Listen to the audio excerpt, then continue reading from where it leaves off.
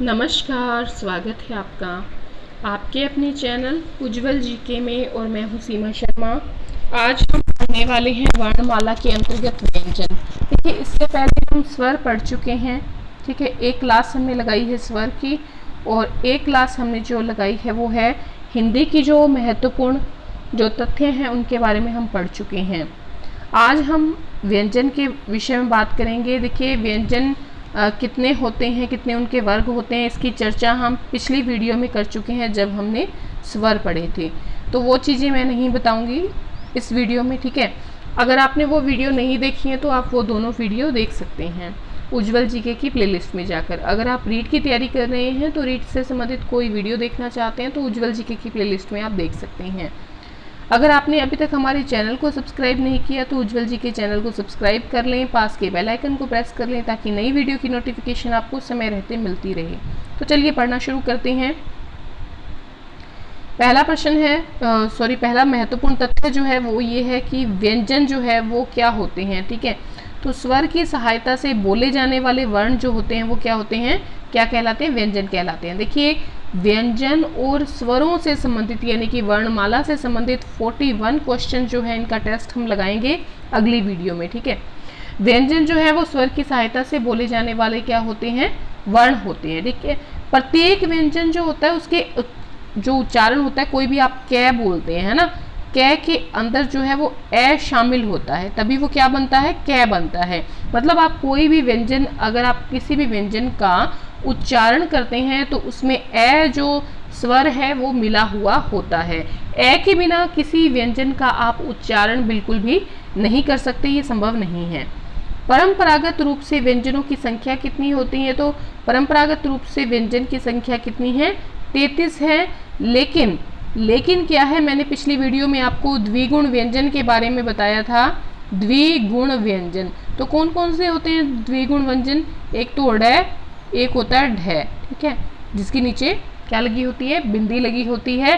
तो ये दोनों जब मिल जाते हैं 33 में तो 33 प्लस 2 क्या हो गए, 35 हो गए। ठीक है, तो तब इनकी जो संख्या बन जाती है 35 बन जाती है। मतलब व्यंजन कितने होते हैं, 35 होते हैं। वर्णमाला 35 व्यंजन जो हैं वो पिछली वीडियो वर्णमाला स्वर में हम देख चुके हैं। ठीक है, तो 33 परंपरागत रूप से व्यंजनों की संख्या होती है और 2 होते हैं द्विगुण व्यंजन अड़ और ढ। जिन व्यंजनों का उच्चारण करते समय हवा जो है वो फेफड़ों से निकलते हुए मुंह के किसी भी स्थान विशेष से निकले तो उसे क्या कहेंगे, तो उसे कहेंगे स्पर्श व्यंजन। देखिए, जिन व्यंजनों का उच्चारण करते समय हवा जब फेफड़ों से निकलती है तो मुंह के किसी स्थान विशेष से टकरा जाती है। कौन सा स्थान हो सकता है, जैसे कि आपका कंठ हो सकता है, मूर्धा हो सकती है। मूर्धा जो है पहले हम बात कर चुके हैं, या अभी मैं बता देती हूँ। मुंह के भीतर की जो ऊपरी छत होती है उसका अगला भाग क्या कहलाता है, मुंह के भीतर की ऊपरी छत का अगला भाग मूर्धा कहलाता है। ठीक है, देखिए, कंठ से जो है आपका मुंह का कोई स्थान विशेष जो है टकरा सकता है, हवा टकरा सकती है। मतलब कंठ, मूर्धा, तालु, दांत हो सकते हैं या होंठ हो सकते हैं आपके। ठीक है, तो जिन व्यंजनों का उच्चारण करते समय हवा फेफड़ों से निकलते वक्त मुंह के किसी स्थान विशेष जैसे कि कंठ, तालु, मूर्धा, दांत, होंठ से निकले, ठीक है, उसे क्या कहेंगे, उसे स्पर्श व्यंजन कहेंगे। ठीक है, चलिए आगे देखते हैं। उच्चारण स्थान के आधार पर स्पर्श व्यंजन के वर्ग कौन कौन से हैं। अब हम स्पर्श व्यंजन के वर्ग देखते हैं उच्चारण स्थान के आधार पर। तो देखिए, पूछ लिया जाता है कि कंठ्य वर्ग में कौन सा वर्ग आता है, तो क वर्ग के जितने अक्षर होते हैं वो कंठ्य वर्ग में आते हैं। सीधा सीधा प्रश्न आ जाता है परीक्षा में, कंठ्य वर्ग जो है, या तो सीधे ही पूछ लेंगे कौन सा वर्ग आता है कंठ्य में। ठीक है, तो आप लिखेंगे कै वर्ग। अगर आपसे कोई शब्द दे दिया, कोई वर्ण दे दिया, जैसे कै दे दिया, पूछ लिया ये तालव्य है या कंठ्य है, तो आप बताएंगे ये जो है कंठ्य है। कै, ख, ग, घ और अड़। ठीक है, ये जो पांचों हैं ये किस श्रेणी में आते हैं, ये कंठ्य वर्ग जो है कंठ्य में आते हैं। कै वर्ग जो है वो कंठ्य वर्ग का वर्ग है। ठीक है, तो उच्चारण स्थान के आधार पर स्पर्श व्यंजन का पहला वर्ग जो हो गया वो कै वर्ग हो गया। अगले वर्ग की बात करेंगे च वर्ग, जिसको क्या कहते हैं, तालव्य कहते हैं।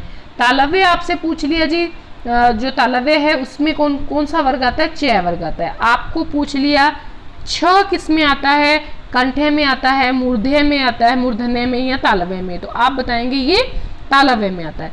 तो च, छ, ज, झ, नीय ये सब किस में आते हैं, ये सब तालव्य वर्ग में आते हैं, यानी कि च वर्ग जो है वो तालव्य वर्ग के अंतर्गत आता है। और उच्चारण स्थान के आधार पर स्पर्श व्यंजन का वर्ग जो च वर्ग है वो तालव्य है। देखिए छोटी छोटी बातें, लेकिन जब परीक्षा में पूछी जाती हैं तो आप जो है कंफ्यूज हो जाते हैं, ये मूर्धन्य है, तालव्य है। तो अभी ध्यान पूर्वक देखिए, मूर्धन्य जो है उसके अंतर्गत ट वर्ग आता है, यानी कि ट, ठ, ड, ढ और अण, ये किस में आते हैं, ये मूर्धन्य में आते हैं। मूर्धन्य मैंने आपसे बताया ही है कि जो मुंह के भीतर की ऊपरी छत का अगला भाग जिससे टकराकर जो शब्द निकलते हैं, जो वर्ण निकलते हैं, वो क्या कहलाते हैं, वो मूर्धन्य कहलाते हैं। ठीक है, चलिए अगला देखते हैं त वर्ग। त वर्ग किसका वर्ग है, दंत्य का। दंत्य वर्ग जो है वो त वर्ग है, दांत को स्पर्श करने वाला, जैसे कि त है, थ है, द है, ध है, न है। मतलब इस उच्चारण स्थान के आधार पर जब हवा जो होती है वो दांतों से टकराती हुई बाहर निकलती है तो वो क्या कहलाती है, वो दंत्य कहलाती है। त वर्ग इसके अंदर शामिल होता है। आगे है प वर्ग, जिसको कि आप ओष्ठ्य कह सकते हैं। प वर्ग जब उच्चारण स्थान के आधार पर जो स्पर्श व्यंजन का वर्ग प वर्ग है वो ओष्ठ्य में आता है। मतलब जब व्यंजन जो है उसका उच्चारण आप करते हैं तो हवा जब फेफड़ों से निकलती है तो किससे टकराती हुई निकलती है, होंठों से टकराती हुई निकलती है। जैसे कि प, फ, ब, भ और म। ठीक है, तो ये सब जो है प वर्ग ओष्ठ्य वर्ग में आता है। आघोष अल्प प्राण में कौन से वर्ण आते हैं, तो देखिए क, च, ट, त, प, ये अघोष अल्प प्राण है। देखिए प्रत्येक जो वर्ग होता है, चाहे वो क वर्ग है, चाहे वो च वर्ग है, चाहे वो ट वर्ग है, चाहे वो त वर्ग है, चाहे वो प वर्ग है, ठीक है, तो इनमें से किसी भी वर्ग का जो पहला वर्ण होता है, मतलब प्रत्येक वर्ग का पहला वर्ण जो होता है वो क्या कहलाता है, वो अघोष अल्प प्राण कहलाता है। क्या कहलाता है, अघोष अल्प प्राण कहलाता है प्रत्येक वर्ग का पहला वर्ण। जैसे क, च, ट, त वर्ग का त, प वर्ग का प, क वर्ग का क, च वर्ग का च। ठीक है, चलिए आगे देखते हैं। अब आता है अघोष महाप्राण किसे कहते हैं, कौन से वर्ण आते हैं। अघोष महाप्राण में आता है ख, छ, ट, थ, फ, यानी प्रत्येक जो वर्ग है, ठीक है, प्रत्येक वर्ग का दूसरा वर्ण जो होता है वो किसके अंतर्गत आता है, अघोष महाप्राण के अंतर्गत आता है। जैसे कि कै वर्ग है, उसका दूसरा जो वर्ण है वो क्या है, ख है। च वर्ग का दूसरा वर्ण क्या है, छ। ट वर्ग का दूसरा वर्ण क्या है, ठ। त वर्ग का दूसरा वर्ण क्या है, थ। प वर्ग का दूसरा वर्ण क्या है, फ। तो इस प्रकार से अघोष महाप्राण जो है प्रत्येक वर्ग का दूसरा वर्ण होता है। अब आगे देखिए, सघोष अल्प प्राण किसे कहते हैं। सघोष अल्प प्राण में कौन सा वर्ण आता है, कौन से वर्ण आते हैं, तो इसमें ग, ज, ड, द, ब ये आते हैं। तो ये सघोष अल्प प्राण है, मतलब प्रत्येक जो वर्ग होता है, प्रत्येक वर्ग का जो तीसरा वर्ण होता है, ठीक है, वो किस में आता है, सघोष अल्प प्राण में आता है। जैसे क वर्ग का तीसरा हो गया ग, च वर्ग का तीसरा हो गया ज, ट वर्ग का तीसरा हो गया ड, त वर्ग का तीसरा हो गया द, ठीक है। और उसके बाद है प वर्ग का तीसरा वर्ण क्या हो गया ब, ठीक है। अगला है सघोष महाप्राण। एक चीज और लिखनी थी इसमें, नासिक्य, ठीक है। इसका पूरा नाम क्या है, सघोष महाप्राण, नहीं सॉरी, ये सघोष महाप्राण ही है, वो आगे आएगा, ठीक है। सघोष महाप्राण, सघोष महाप्राण जो होता है इसमें क्या होता है, प्रत्येक जो वर्ग है तो प्रत्येक वर्ग का जो चौथा वर्ण होता है वो किसके अंतर्गत आता है, सघोष महाप्राण के अंतर्गत आता है। जैसे मान लीजिए कै वर्ग है तो कै वर्ग का चौथा वर्ण क्या है घ, च वर्ग का चौथा वर्ण क्या है झ, ट वर्ग का चौथा वर्ण क्या है ढ, त वर्ग का चौथा वर्ण क्या है ध, प वर्ग का चौथा वर्ण क्या है भ। तो इस प्रकार से प्रत्येक वर्ग का जब चौथा वर्ण आए तो वो कहलाता है सघोष महाप्राण। अब आता है नासिक वाला, ठीक है, नासिक्य वाला, नासिक्य, ओके।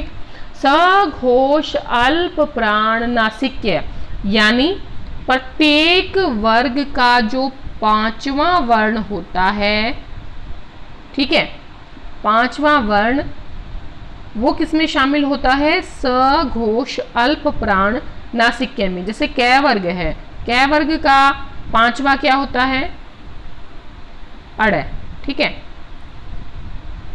च वर्ग का पांचवा कौन सा होता है नी, टै वर्ग का पांचवा कौन सा होता है न, ओके। त वर्ग का पांचवा कौन सा होता है न, और प वर्ग का पांचवा म। तो अड़, निय, न, मैं, ये सघोष अल्प प्राण नासिक्य के अंतर्गत आते हैं, यानी नाक से और मुंह से दोनों से हवा निकलती हुई जो है वर्ण, जब आप वर्ण का उच्चारण करते हैं तो नाक से और मुंह से हवा निकलती है। इसमें सघोष अल्प प्राण नासिक्य पांचवा वर्ण प्रत्येक वर्ग का इसके अंदर शामिल होता है। चलिए आगे देखते हैं। स्पर्श संघर्षी, स्पर्श संघर्षी में कौन सा वर्ग आता है? देखिए कुछ सभी विद्वान नहीं मानते, लेकिन कुछ विद्वान ऐसा मानते हैं कि जो चय वर्ग होता है वो स्पर्श संघर्षी वर्ग के अंतर्गत आता है। मैंने लिख दिया है, अगर पेपर में आ जाए तो आप लिख दीजिएगा, नहीं तो कोई बात नहीं, ठीक है। स्पर्श संघर्षी च वर्ग। घोष किसे कहते हैं? स्वर तंत्रियां जो होती हैं आपकी, उसमें जब ध्वनि का कंपन होता है तो उसे क्या कहते हैं? उसे घोष कहते हैं, ठीक है। जब आप उच्चारण करते हैं किसी वर्ण का, जब स्वर तंत्रियों में ध्वनि का कंपन होता है तो उसे घोष कहते हैं। अघोष किसे कहते हैं? जिन ध्वनियों के उच्चारण में स्वर तंत्रियों में कंपन नहीं होता उसे क्या कहते हैं? उसे अघोष कहते हैं, ठीक है। जिन ध्वनियों के उच्चारण में स्वर तंत्रियों में कंपन नहीं होता वो अघोष कहलाती हैं, ठीक है। जैसे हर वर्ग जो होता है, हर वर्ग का पहला और दूसरा व्यंजन जो होता है वो अघोष होता है, ठीक है, ठीक है। जैसे कि कै और ख है, च और झ है, ट और थ है, त और थ है, प और फ है। तो ये जो है पहले और दूसरा जो वर्ण होता है हर वर्ग का, वो क्या कहलाता है? अघोष कहलाता है। प्राण तत्व के आधार पर, प्राण तत्व के आधार का मीन्स कि यहाँ पर प्राण का अर्थ क्या होता है? हवा से होता है। जब हवा निकलती है उसको कहते हैं प्राण तत्व के आधार पर। अल्प प्राण मतलब जिन व्यंजनों का उच्चारण जब आप करते हैं तो मुंह से कम हवा निकलती है तो उसको अल्प प्राण कहते हैं। जब उच्चारण करते वक्त अधिक हवा निकलती है मुंह से तो उसको क्या कहते हैं, उसको महाप्राण कहते हैं। ठीक है, महाप्राण जिन व्यंजनों में उच्चारण करते वक्त मुंह से हवा अधिक निकले और जब कम निकलती है उसको क्या कहते हैं, उसको अल्प प्राण कहते हैं। ओके, देखिए अल्प प्राण में हर वर्ग का पहला और तीसरा और पांचवा व्यंजन शामिल होता है। ठीक है, अल्प प्राण में पहला, तीसरा, पांचवा वर्ण शामिल होता है, पांचवा व्यंजन शामिल होता है, जबकि जो महाप्राण होता है इसमें दूसरा और चौथा जो होता है व्यंजन वो शामिल होता है। तो अल्प प्राण में पहला, तीसरा, पांचवा, महाप्राण में हर वर्ग का दूसरा, चौथा। ठीक है, और जिन व्यंजनों में हवा कम निकले मुंह से वो अल्प प्राण, जिन व्यंजनों के उच्चारण में हवा ज्यादा निकले वो महाप्राण। जिन वर्णों का उच्चारण पारंपरिक वर्णमाला के बीच में यानी कि स्वरों और व्यंजनों के बीच स्थित हो उसको क्या कहते हैं, उसको अंतस्थ वर्ण जो व्यंजन है वो कहते हैं। मतलब जिन वर्णों का जब आप उच्चारण करते हैं तो पारंपरिक वर्णमाला के बीच यानी स्वर और व्यंजनों के बीच में जो व्यंजन स्थित होते हैं वो क्या कहलाते हैं, वो कहलाते हैं अंतस्थ व्यंजन। जैसे हर वर्ग का दूसरा और जो चौथा व्यंजन होता है वो अंतस्थ व्यंजन कहलाता है। ठीक है, हर वर्ग का दूसरा और चौथा व्यंजन किसमें कहलाता है, अंतस्थ व्यंजन कहलाता है। देखिए जो भी वर्ण हैं वो एक ही वर्ग में नहीं होते बल्कि बहुत से वर्गों में होते हैं। जैसे अघोष भी होते हैं, सघोष भी होते हैं, इसके अलावा महाप्राण होता है, अल्प प्राण होता है, तालव्य है, दंतोष्ठ्य है, लुंठित है, ठीक है, कंठ्य है, मूर्धन्य है, ओष्ठ्य है, मतलब बहुत से वर्गों में जो है ये व्यंजन जो होते हैं शामिल होते हैं। तो 2 और 4 जो है यानी कि दूसरा और चौथा जो है वो इसके अंतर्गत शामिल होता है।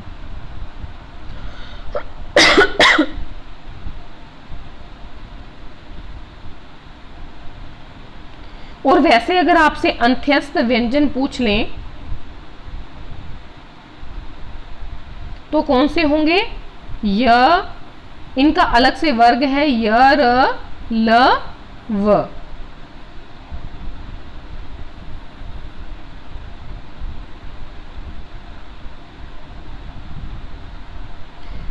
आगे देखिए य व क्या है, यह और वह जो है ये अर्ध स्वर है यानी कि ध्वनि यह और जो वह होती हैं ये कभी स्वर में आते हैं तो कभी व्यंजन में आते हैं। ठीक है, ध्वनि जो कभी स्वर में आए कभी व्यंजन में आए वो क्या कहलाती है, वो अर्ध स्वर कहलाती है, जिसके अंतर्गत आता है य और व। यह क्या है, यह तालव्य वर्ग के अंतर्गत आता है, तालव्य व्यंजन है। ठीक है, यह क्या है, तालव्य व्यंजन है। इसका उच्चारण स्थान जो होता है वो क्या होता है, वो तालु होता है। य, र, ल, व क्या है, ये अंतस्थ व्यंजन है। वतस्य, वतस्य वर्ग, ठीक है, कौन सा होता है, र, व, ल, मतलब इनका जो उच्चारण स्थान होता है वो कौन सा होता है, मसूड़ा।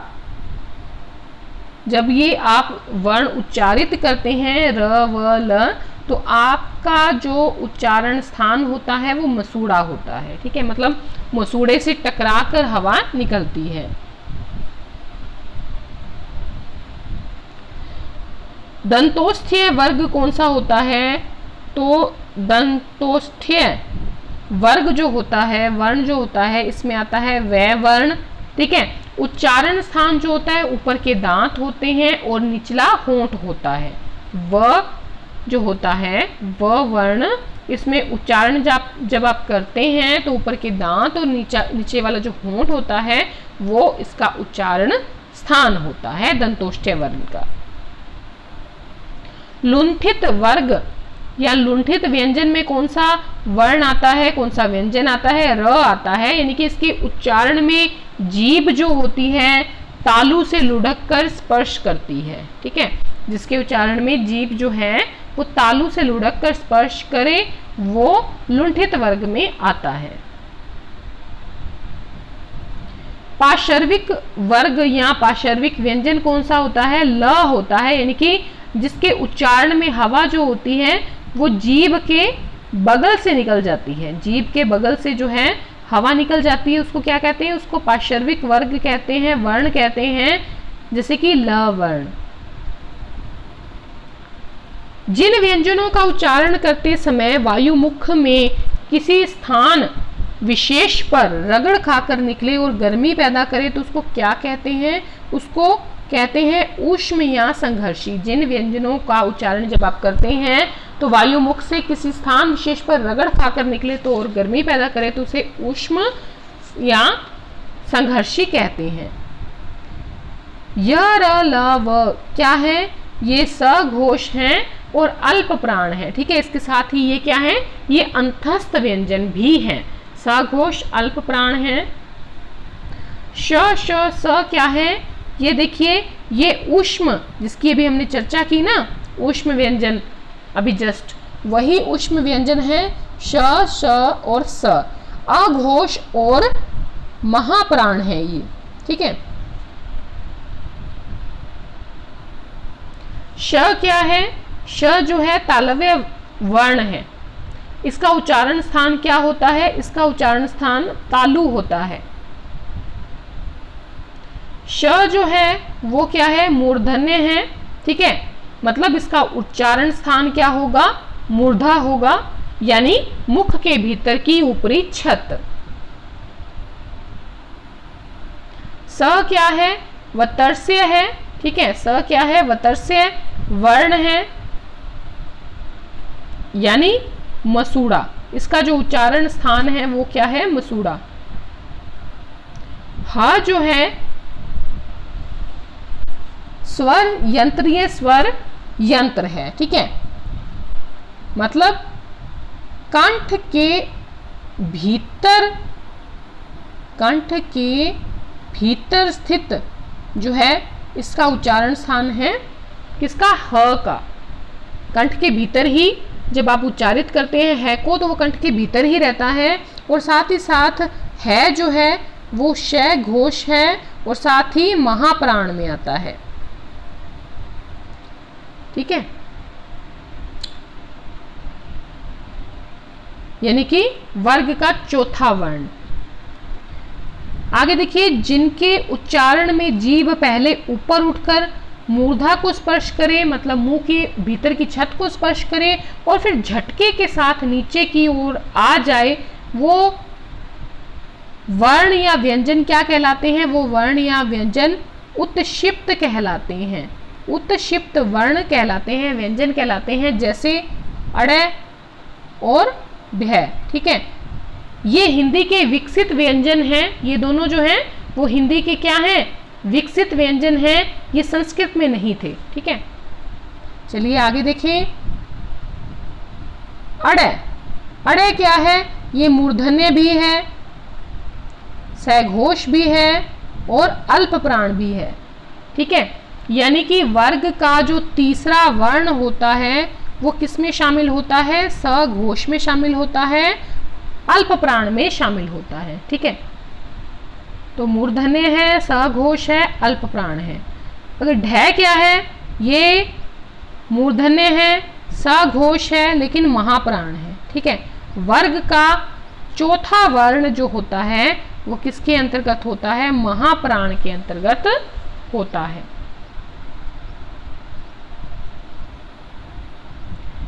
आगत या ग्रहित, आगत या ग्रहित ध्वनियां कौन कौन सी होती हैं? क के नीचे बिंदु, ख के नीचे बिंदु, ग के नीचे बिंदु, ज के नीचे बिंदु और फ के नीचे बिंदु। देखिए, अब इनका प्रयोग जो होता है या तो नहीं होता या बहुत कम होता है। ये आगित और ग्रहित ध्वनियां कहलाती हैं। अयोगवाह ध्वनियां कौन सी हैं? अनुस्वार और विसर्ग, ठीक है। अनुस्वार जो होता है और विसर्ग जो होता है वो क्या है? वो अयोगवाह। अयोगवाह का मतलब है, क्योंकि अयोगवाह क्यों कहलाती हैं? क्योंकि इन दोनों को न तो स्वर में रखा जाता है और न ही व्यंजन में रखा जाता है, ठीक है। ना तो इनको स्वर माना जाता है, ना इनको व्यंजन में रखा जाता है। ये दोनों ध्वनियां जो होती हैं स्वर ध्वनियां नहीं है। इनको स्वरों के साथ रखा जरूर जाता है, लेकिन इनको स्वर कहा नहीं जाता, और ये व्यंजन भी नहीं है, ठीक है। शीर्ष बिंदु वाला वर्ण कौन सा कहलाता है? अनुस्वार कहलाता है। शीर्ष बिंदु वाला वर्ण अनुस्वार कहलाता है। और पार्श्व बिंदु वाला वर्ण कौन सा कहलाता है? वो कहलाता है विसर्ग। देखिए, अनुस्वार और विसर्ग जो होते हैं लेखन की दृष्टि से तो क्या है, जब आप इसको लिखते हैं तो ये स्वर कहलाते हैं, लेकिन उच्चारण की दृष्टि से ये क्या कहलाते हैं? व्यंजन कहलाते हैं। ध्यान रखिएगा, अनुस्वार और विसर्ग लेखन की दृष्टि से स्वर हैं, लेकिन उच्चारण की दृष्टि से क्या है? व्यंजन है। तो इस प्रकार से आज हमने महत्वपूर्ण जो है बातें की है किसके बारे में? आपके व्यंजन के बारे में। इससे पहले स्वर पढ़ा चुकी हूँ मैं, और हिंदी के जो महत्वपूर्ण तथ्य हैं वो हम पढ़ चुके हैं प्रश्नों के माध्यम से। आगे हम व्यंजन और स्वर का टेस्ट लगाएंगे। 41 क्वेश्चन होंगे, और ये क्वेश्चन वो होंगे जो विभिन्न परीक्षाओं में पूछे हुए प्रश्न हैं। तो आज के लिए इतना ही, धन्यवाद।